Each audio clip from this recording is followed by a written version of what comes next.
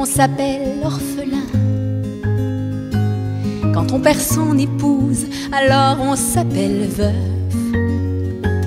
Quand on perd sa jeunesse, bien entendu, c'est vieux que l'on devient. Mais quand on perd son gamin, il n'y a pas de mots, il n'y a pas de nom pour décrire le père.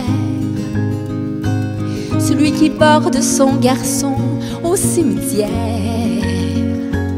Jamais un seul poète, un seul pasteur, jamais un seul auteur n'a eu assez de lettres pour tant de douleurs.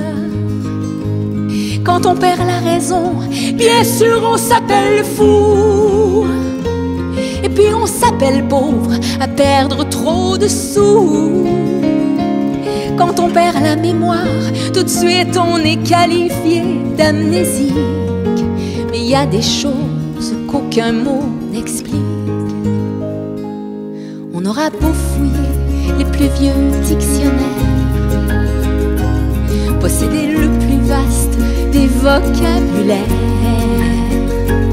décortiquer Baudelaire jusque sous terre, jusqu'à son dernier vers. Il n'y a pas de mots, pas de manière d'appeler le parent d'un enfant qui n'est plus. Il n'y a pas de mots pour ça qui soit connu.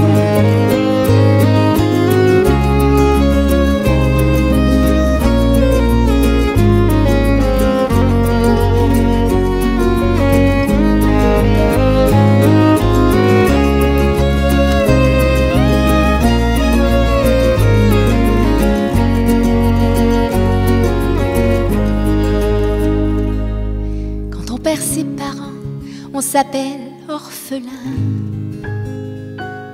Quand on perd son mari, alors on s'appelle veuve.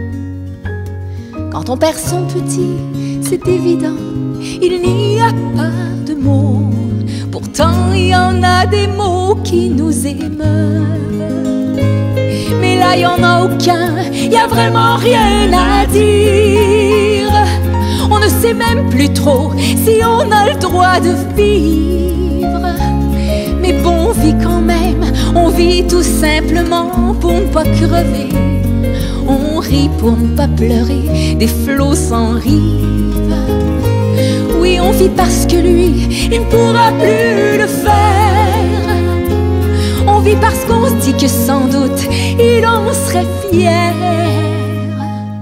Quand on sauve un enfant, on s'appelle héros. Mais quand on en perd un, y a pas de mots.